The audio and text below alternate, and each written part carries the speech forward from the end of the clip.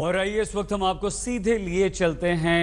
Mayawati Bahujan Samaj party के अध्यक्ष press conference कर रही हैं। जो उन्होंने केंद्र में अपनी सरकार की विफलताओं पर से तथा लोकसभा के अपने चुनावी वायदों को पूरा न करने की अपनी इस नाकामी पर से पर्दा डालने के लिए अभी हाल ही में शुरू की गई अपने परिवर्तन यात्राओं की ड्रामेबाजी के दौरान पिछले 2-3 दिनों में लगातार ये बात कही है कि उत्तर प्रदेश में बीएसपी के रहे शासन काल में भी यहाँ की जनता का विकास नहीं हुआ है, जो पूर्णतः गलत व तथ्यहीन है। जबकि इस मामले में सच्चाई ये है कि बीएसपी ने उत्तर प्रदेश में अपने चारों शासन कालों में केंद्र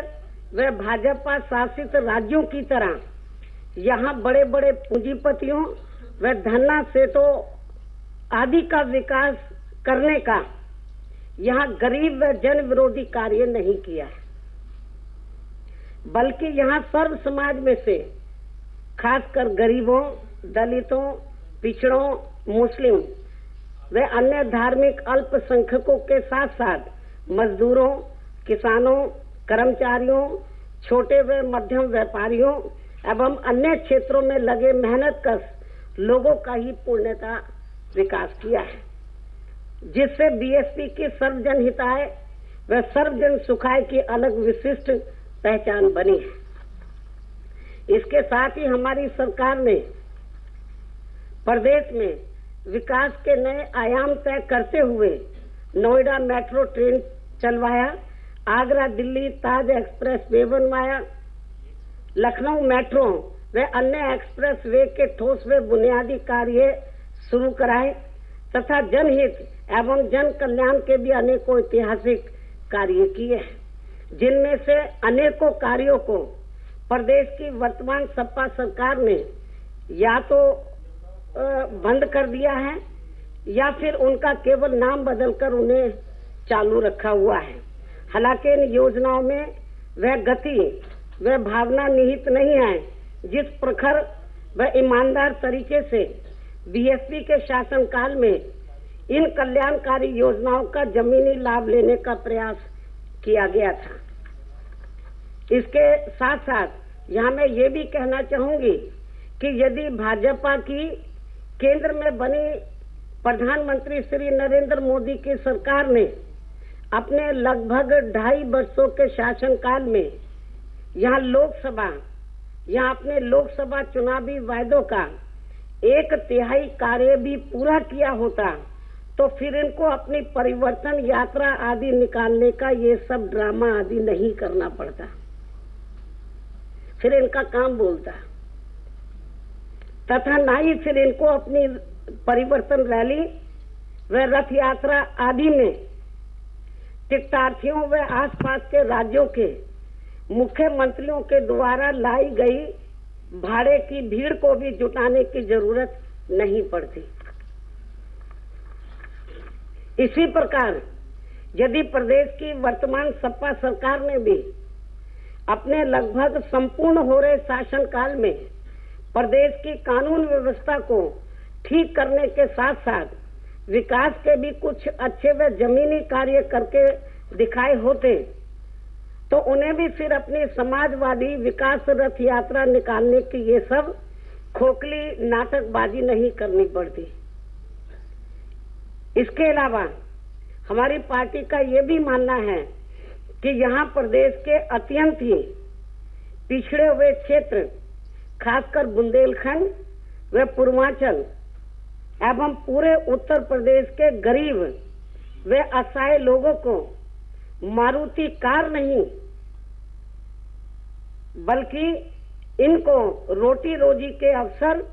व स्थानीय स्तर पर रोजगार आदि की ही व्यवस्था चाहिए। पानी, बिजली व स्वास्थ्य सेवाएं आदि चाहिए तथा उन्हें अलग से अपना बुंदेलखंड, पूर्वांचल, पश्चिमी प्रदेश व अवध प्रदेश का राज्य चाहिए, जिसे भाजपा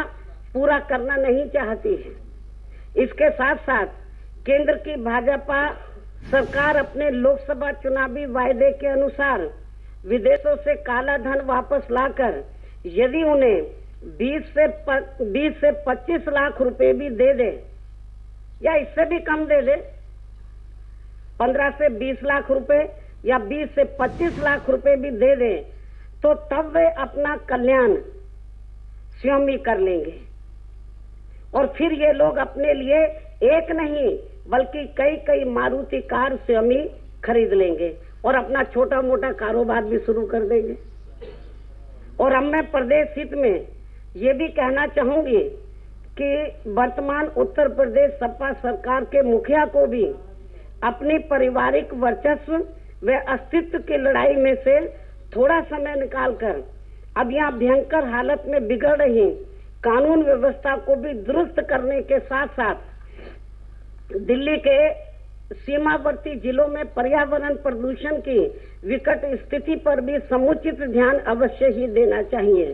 ताकि जनहित की तत्कालिक आवश्यकताओं का कुछ सही काम हो सके। और अब मैं अंत में खासकर बीजेपी व इनके परिवर्तन आह्वान के बारे में यही कहना चाहूंगी कि देश में भाजपा व प्रधानमंत्री श्री नरेंद्र मोदी का परिवर्तन लाने का आह्वान पहले दिल्ली में और फिर बंगाल व बिहार में तथा फिर दक्षिण के बड़े राज्यों में भी जिस बुरी तरह से फेल हो चुका है, तो अब ठीक उसी प्रकार से यहाँ उत्तर प्रदेश में भी उसकी अर्थात इनके इस हवाई परिवर्तन की भी काफी बुरी दुर्गति होने वाली है। इन्हीं जरूरी बातों के साथ ही अब मैं देश में इस समय चल रहे खासकर आस्था के महापर्व छठ के मौके पर लोगों को अपनी हार्दिक बधाई व शुभकामनाएं देते हुए अपनी बात यही समाप्त करती हूं। और मैं आप लोगों को ये भी बताना चाहती हूं कि जिन बिंदुओं पर मैंने अपनी बात आप लोगों के सामने रखी है, तो इन बिंदुओं पर विस्तार से प्रेस नोट तुरंत ही आप लोगों को अभी दे दिया जाएगा। तो इसलिए मैं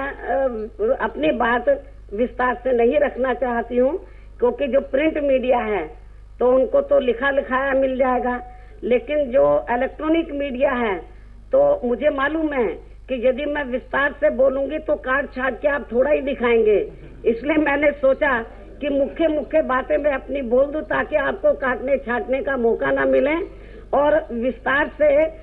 प्रेस नोट की कॉपी अभी आपको तुरंत ही दे दी जाएगी। इन्हीं लफ्जों के साथ मैं अपनी बात यही समाप्त करती हूँ। धन्यवाद। एक एक करके पूछो।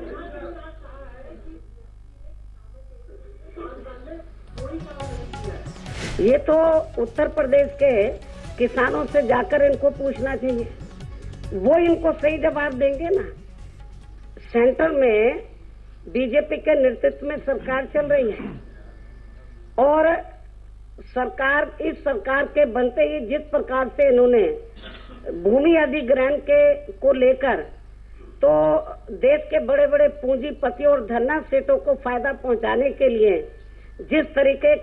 प्रकार से ये अधिग्रहण का विधेयक लाना चाहते थे, पूरे देश का किसान सड़कों पर उतरा और इस बिल को इनको ठंडे बस्ते में डालना पड़ा। इससे बड़ा सबूत आपको और क्या मिलेगा कि भारतीय जनता पार्टी तो किसान विरोधी है। और इतना ही नहीं, माननीय प्रधानमंत्री जी